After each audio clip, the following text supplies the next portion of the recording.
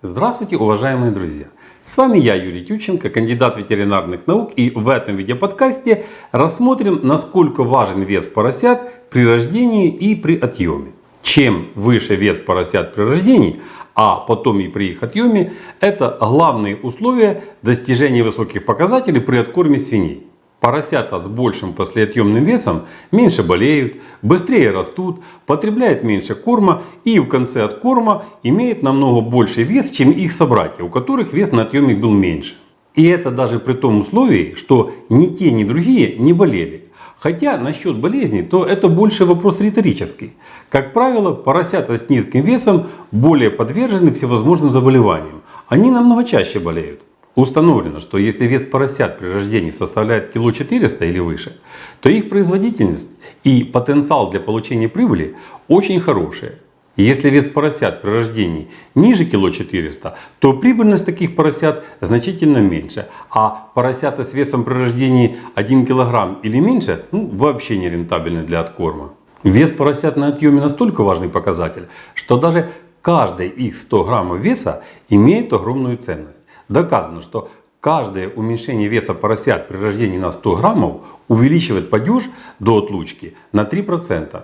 Падеж после отлучки увеличивается на 2%, а вес на отъеме уменьшается на 600 кг.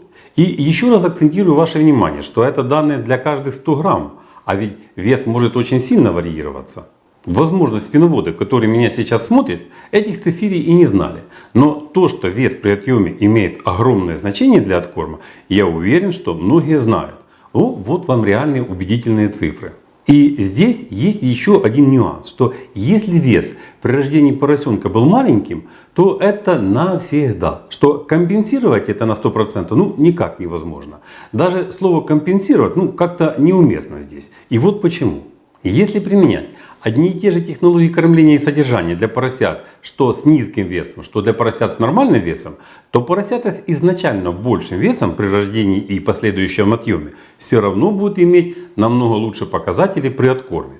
Очень часто так бывает, что когда вес поросят не отвечает норме и поросята плохо растут, то свиноводы начинают искать золотую таблетку и спрашивать, а что же надо делать и как кормить, чтобы исправить эту ситуацию.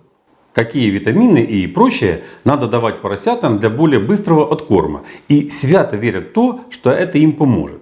Конечно, эту ситуацию надо максимально улучшать всевозможными корректировками. И корм должен быть сбалансированным, и витамины с минералами надо включать в рацион.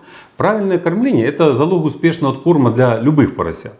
Кормом и всевозможными добавками можно улучшить показатели откорма. Но еще раз подчеркиваю, что если все это делать и для поросят с достаточным весом, то у этой группы поросят показатели будут все равно намного лучше. Вот поэтому я и не считаю, что слово компенсация вообще здесь уместно применять. Это скорее всего улучшение показателей откорма, то есть мы всеми этими корректировками выжимаем максимум из организма низковесных поросят. И что если эту же технологию откорма применяют на соседнем хозяйстве для поросят с нормальным весом, то у них показатели будут намного лучше. Поэтому всячески добивайтесь максимального веса поросят при рождении и последующем отъеме. Это залог вашего успеха.